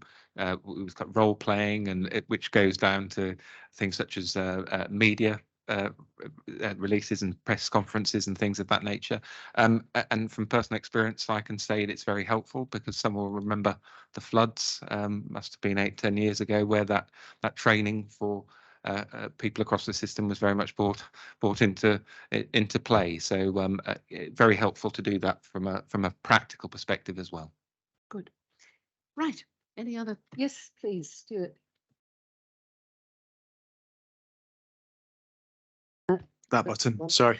And this is one of the ones where the health services lean into both the county forums. So in Waveney, that will cut across the Suffolk LHRP and feed into the Suffolk Resilience Forum as well. But colleagues from Norfolk and Waveney come and feed into those forums as well. Good. So this is all working. Yes. Is the point really? Okay, good. Aliona. Thank you. Just curious, is there an element of independent assessment in this process? So third-party independent expert looking at the results of the assessment? So we haven't done this through this process. We have done it through peer review. The process doesn't require us to do peer review. We have done that to kind of try and find some independence in doing that. Generally, this would be a response from a self-assessment. So we tried to do that through peer review to challenge ourselves. Thank you. Right, we can note that, and thank you, Stephen, Mark, colleagues, for your work on that. Governor's Handbook. Over to Karen. Thank you. So we've had to review the governance handbook. We keep this under review quite regularly, and there are some changes that we need to make to the handbook, and they're set out. So I don't propose to go through those in any detail. Hopefully they're self-explanatory. But the key ones are around changes to terms of reference, so the Audit and Risk Committee, and also the Integrated Care Partnership, and we have the chairs of both of those committees here, and also a change to just note the deputy chair is Hind, so to make sure that that's clear in the paperwork. Thank you. Good. Everyone happy with that? Endorse those. Thank you very much. Right, the Bath Board Assurance Framework paper. Karen, yes. Thank you. So this is the usual board assurance framework for the board to just review the key risks for the organisation and to check where we are against all of those risks. So as usual, these have been reviewed both by the different teams working on the risks and also the executive team. All the directors are here today that are responsible for the various risks, and we have summarised where there have been changes in the risks so that board can see those clearly. So just happy to open that up to questions. Thank you. Yes. Thanks, Patricia.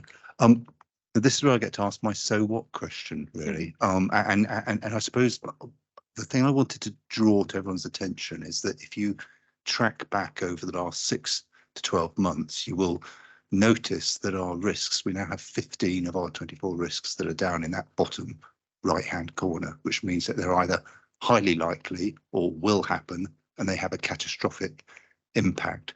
And so I merely raise it here because it may be appropriate at some stage, and perhaps in one of our deep dive sessions, to revisit our appetite and our trajectory to reach that appetite. Because I think as a board, we probably need to just pause for a moment, having been given this information, and think about what it means to us and our plans for the next 12 to 24 months in the context in which we'll be operating. So I merely raise it here, not to get an answer now, but I think we've reached a stage where we should revisit that trajectory, particularly between where we are and where we hope to be, and determine what that might mean to us and our ambitions and priorities. Thank you. As we know, the NHS at the moment is having to carry and manage a really very, very heavy and worrying level of risk, to put it in reasonably neutral language. So I think a deep dive on this issue would make a lot of sense. Are there other questions or comments at this point? Yeah, Hyde. Hein van der Willenburg, non-executive member. There's one specific risk achieving the financial plan where although the text says the risk has been increased and in reality proposed to decrease, but hearing Stephen's story where we are at month 7 with year to date behind plan and quite a quantum of risk that we still carry, I would suggest we leave that unchanged, and hopefully next time we meet, we declare victory in meeting the financial plan. Thank you. I think that's exactly the right thing to do, Hyde. Stephen, you're happy with that, I think. Yeah. Right. Any other comments? No. Karen, thank you very much for that. And Hein as chair of, David as chair of audit and risk. Right, sorry, I'm switching between screens and papers here. Right, and I've managed to bring up the deep dive. Right, that won't do. Right, we now come to our committees, and having got us back on track for the time of this meeting, we can just take a few minutes as we want to with each, particularly with committees that we haven't had detailed reports from recently. So let me start, Aliona, with you on the Quality and Safety Committee. Thank you, Chair. We had, since the last board meeting, we met twice as a committee, lots of in-depth discussion on many topics. The couple I want to pick up today from the two meetings. One is around mental health crisis prevention and adult mental health transformation. So within that, we looked at the recently commissioned services and for crisis avoidance, and that relates to the joint response car. Very good feedback from the service so far, so we encouraged people to keep going and deliver that service as we started on that positive note. The second one within that was evening crisis support hubs, which is an alternative space for the assessment and the escalation of people who may experience crisis in mental health. Joyce and I already spoke since the meeting about it. We feel that the interface with the NSFT may need to be improved from that perspective. So it's work in progress, we'll put it down to. In terms of the adult health transformation, again, we looked at the well-being hubs, which are day provision, again, delivered by, in this case, by the third sector, voluntary sector organizations. Again, some very good results. The uptake could be better. So again, Joyce and I had some conversations, and I'm sure there are plans in place to take that forward. You might remember at one of the previous meetings, I was very excited about additional funding which went into children and young people neurodevelopmental service provision, which is all very good. And I was hoping that the waiting list will go down, but it didn't quite happen the way we hoped. So again, we looked in depth at this, and there is now close look into making sure that actually the pathway and the current inequity of access is being addressed. So. And the last topic was about discharge program board. Again, very good progress has been made. One of the issues highlighted was issue with the transport of discharging people during AMs, during mornings, so to speak. So again, it is something which is taken forward by exec team to look into. Thank you. Thank you very much indeed, Aliona. I'm just, because that part of the committee's work around mental health, this is so important to us as a board and to our system. I was just wondering, Caroline, whether you'd like to take, I think your hand is up. So good, great minds think alike. Caroline, it'd be great to hear your comments on this and indeed any other initial impressions really that you'd like to give us. Yeah, thank you very much. Yeah, and I just put my hand up. So firstly, it's really great to have this focus by the ICB, and thank you very much. It's great to see that it's high on the priority and the Quality Committee are discussing it. Brilliant to see the cars, the street triage, and obviously I'm very, very early in role, so I haven't got out to have a look at that yet, but I think it's something that I would definitely want to support, as I'm sure the police would, and other colleagues in emergency services. In terms of crisis houses, not provided by the voluntary sector, again, massively supportive. And as we start our clinical transformation journey, really, really important that our services are connected closely. So I'll look into that particularly and see what more we can be doing, because it's a fantastic resource to have in the community, and we must be working hand in glove. So thank you very much. Good. Thank you, Caroline. Other questions or comments to Aliona?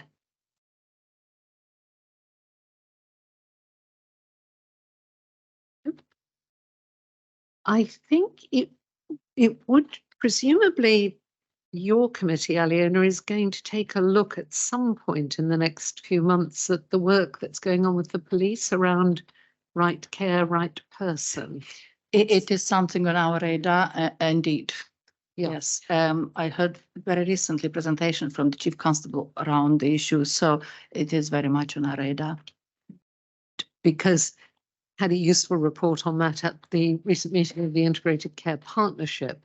But it's you know, it's clearly a risk, a change of that scale. I think it's, judging from what we heard at the Integrated Care Partnership, the discussions in both Norfolk and Suffolk are going well.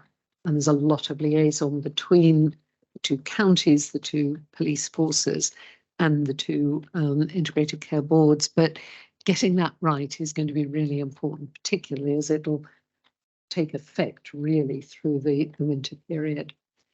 Good. Right. Well, thank you very much indeed for that report, Ali, and for the work of that committee. Finance Committee, Hein. Thank you, Chair. I think Stephen already covered the year-to-date financials in quite some detail. I just want to highlight the work we do in the committee around certain spotlights where we take time to take a deeper dive, and we've covered a number of them in the last two meetings. The VCSE sector, and a very engaging session with them and where finance can help. And we had the CFO in Queen Elizabeth Hospital, King's Lynn, giving an overview where they stand in the financial year and how they're managing the challenges. And then we heard two specific topics in the ICB, primary care. So we had Sadie Parker and colleagues joining us and understanding the drivers that impact our financials, and then continuing healthcare. So Paul Benton and Tricia's team and colleagues were joining us, and it's, as Stephen explained, a big cost pressure there. So happy to take any questions. Good. Thank you very much, Hein. Questions or comments to Hein? No, I think we're very happy with the work you and your committee are doing. Thank you. And you're clearly working incredibly closely with Stephen and his team. So it seems to be going well. Good. Debbie, Primary Care Commissioning Committee, which you've fairly recently taken on. I did. Thank you, Chairman. The two items come under the banner of resilience. We've already touched on the resilience of primary care earlier in this agenda. The only thing I was just going to mention in connection with that is we did have a discussion at one of our meetings about the need to communicate well the very extensive range of professionals that are available to people in primary care. Not just a GP, and actually when you go, you know, there's probably someone, not just a GP, but there are others who may well be able to support you. And we did question the degree to which actually that was an issue that perhaps we should think about how that is communicated, and how we get that message across. That was the only thing. But I guess the other big issue for the committee that is occupying us is the resilience of dental services. You know, some great work in terms of the short-term plan that's been done, but really, you know, ongoing underlying issues there that have been well rehearsed elsewhere.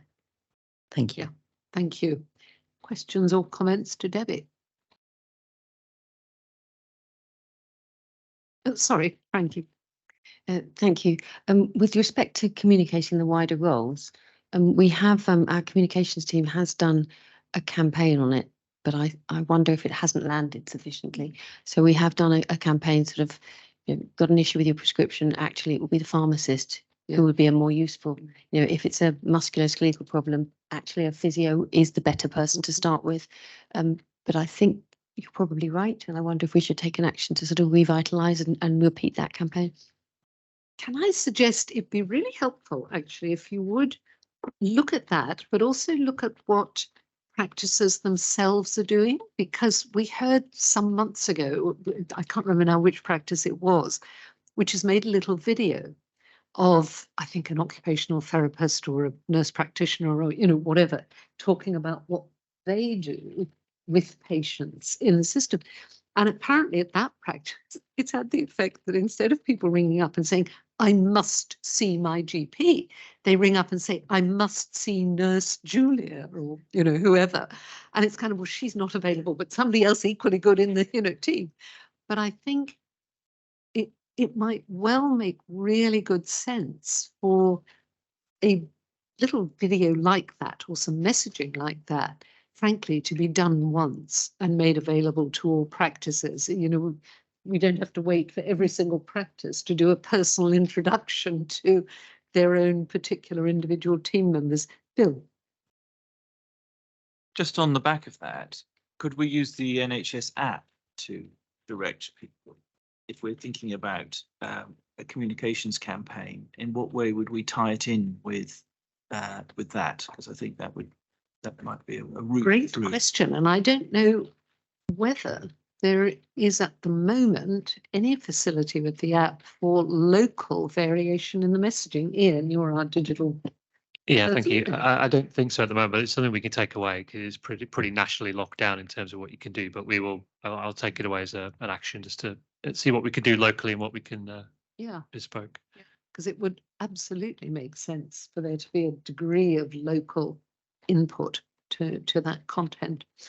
Thank you. Right, that brings us to the Performance Committee. Hilary. Thanks, Patricia. So we met a couple of weeks ago, really good meeting, really positive, really good engagement from everybody in the meeting. We touched on a whole range of things, NOF segmentation and our progress through that to get out of NOF 4. We had our regular performance updates. We had a presentation from the Children and Young People's team for the first time, which was really interesting, especially around neurodevelopmental delay pathways. We had a deep dive on ambulance handover and also elective recovery in great detail, which this paper doesn't really do justice to, but was really thorough. And a draft ambulance handover plan was circulated and discussed in great depth, as similar to the elective recovery board. There are a few things that we wanted to highlight to the board. So ambulance handover it remains a concern, but there are some real moves afoot to address that, which I think you've referred to earlier in the meeting, so that's good. Out of area placements for mental health is still not where we want it to be, but is improving, so that's still a real focus. Elective waiting times, obviously, because of industrial action, they've really impacted, and we're continuing prioritising cancer, and really there's a huge amount of work going on behind all of that. NDD waiting lists are a real concern across children's, was the focus of the discussion, but also across adults and the transition between children's and adults, because the waits are just so long. It's entirely possible to be referred as a child and still be waiting when you get into adulthood. So there's a real appetite, I think, to look at the whole pathway around that and to see what can be done to do things differently. There's something called the LIMS pathology system, which I was completely blissfully unaware of until the meeting, which apparently is very fragile and is a real risk and needs to be updated and replaced. I am no expert, but a business case is being prepared to deal with that, but apparently it's a bit precarious and that needs to be sorted out as a matter of priority. So there are things I wanted to highlight, but happy to take any questions. So thank you to both Hilary and for Aliona for highlighting the issues around the NDD pathway. To provide comfort at this stage to the board, we are working with the provider collaborative, with other ICBs, with NHSE to look at the model that we're utilising in Norfolk and Waveney, because it doesn't feel right for the time. This sits very comfortably against our review of our SEND priorities and how we work with our local authority partners and education partners. So I think I would be more than happy to bring back a status report to the board when you feel it appropriate, because it is such an area of concern for our population, but also for the board. But I just wanted to give the comfort that there is work going on, because there is a recognition that this is a big issue. Good. Thank you very much indeed. And I think, Karen, if we can look at, I think it would be very helpful to bring that back to the board, so we can look at the right time and way to do that. Any other questions to Hilary? Thank you very much, you and your committee, Hilary, for the work you're doing. And And then we have, sorry, where are we? Yes, Aliona again, patients and communities. Thank you. And communication engagement is one standard item on our agenda for the meetings. Interestingly, we have a campaign, winter campaign going on, lots of good publicity, lots of good advice. We just need to make sure that is communicated properly and not just through digital version, because we know very well there are people who cannot access that. But just to reiterate, the ICB has done with the partners a very good job on that campaign. So well done. We had an update. So we had 2 meetings. One was yesterday, but the report will come at the next meeting from it. At the September meeting, we had an update on digital transformation initiatives. And we had a very encouraging report on where we are at. Clearly noted that the Norfolk and Waveney residents are actually have a good uptake on digital tools, with about half of the registered patients now accessing the NHS app we talked about. So that is all very good. So if that app can become more efficient locally, that will be great. The one issue you just highlighted with the prescription that actually is not really quite working. So there is work in progress with it. But of course, it is a big tool in terms of population managing their own medication, repeat of prescription. The sort of little concern was raised that at the moment, the initiatives are very much focusing on health and social care providers. And of course, we know within the ICS, we have many other sector providers. So we just need to build plans in to bring them into the fold. The other topic we had looked into was the community services review. Of course, at the September meeting, when we looked at that, was only the sort of first stages of the listening exercise taking place, a number of workshops and so on. The observation which was made was the fact there's lots of professionals sitting in the room and not so many residents. So we encouraged the lead of the review to actually consider widening the engagement and listening to local population. So those are the 2 things I wanted to highlight. The biggest one I should have said before, but I'll wrap the 2 committees together, is to say the committees are working very hard. We have very devoted people sitting in those committees who are really keen to make a difference, and to know the answer of the so what, or to the so what, and to understand the outcomes and impact for our residents. So I would just like to commend everyone who takes part in those meetings and contributes for the work they do. Thank you. Aliona, thank you. Thank you for that. Any questions or comments? No? Oh, sorry, Stuart. Appreciate I'm still learning the system, so it may be something that you've talked about in the past. I think whenever we talk about digital transformation initiatives, I always want to just quickly mention the word digital inclusion as well, and particularly with regards to, I suppose, the move within primary care across to more digital approaches. So it was just whether much conversations have gone in that space around how we balance off the digital transformation with the need for digital inclusion across what we do and not drive wider inequalities. It is very much in our thinking, but Ian, probably you can come on that. Thank you.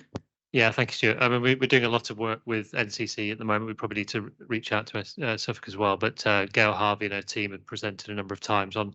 There's a lot of work going on where there's charities as well that not everyone's aware of that give out data packages and also give out devices to people. So I think part of our problem is raising awareness of those charities and those services and bringing people together. And I think we had an example from the LMNS team where they had money to give away devices and they weren't able to give away all the devices when there's clearly a demand. So I think we've got a job to do, I think, of bringing those 2 things together. But digital inclusion is high on our to-do list. And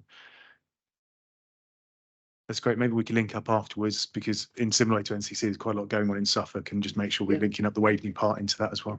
That would be great, just sharing some best practice on that. Good.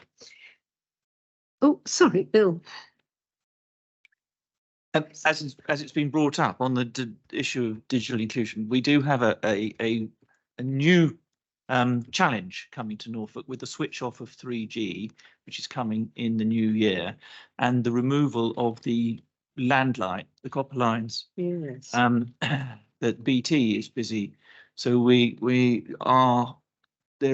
county council is extremely concerned that there are going to be communities who won't be able to access either a mobile signal or a landline. Now, BT is saying nobody will be without their phone, but that it is unclear how that is going to be delivered, and it will cause anxiety. So it's something that I know Norfolk County Council is looking at, but and I think we perhaps ought to work in partnership if it's going to be, because it is part of our strategy as an ICB so anyway, I don't have the answer, but I'm just flagging up the question, and I think that we need to be aware about what each party is doing on this. Yeah, I'm very glad you mentioned that because it's a massive issue, this. And do we happen to know if the timetable is the same, Stuart, in Suffolk?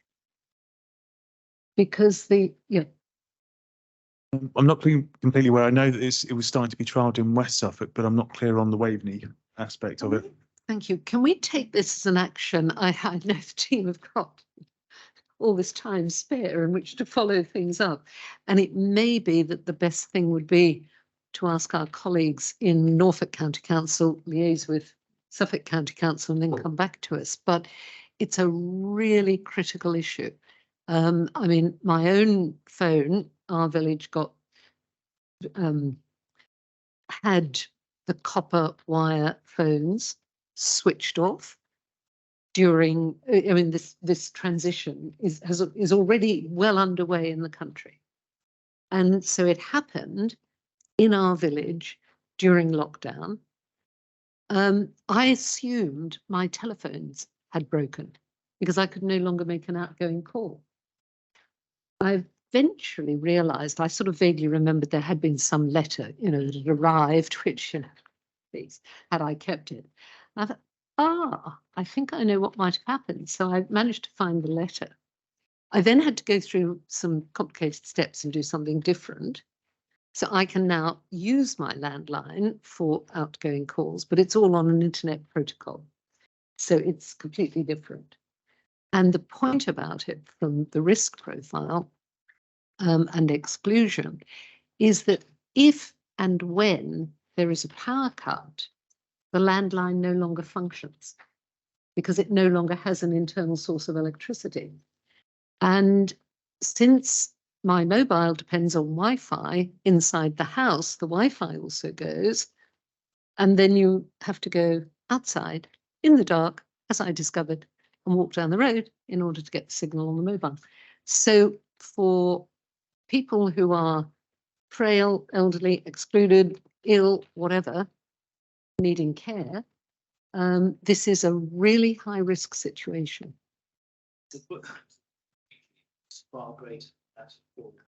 And 5G. So when it's switched off, creating more.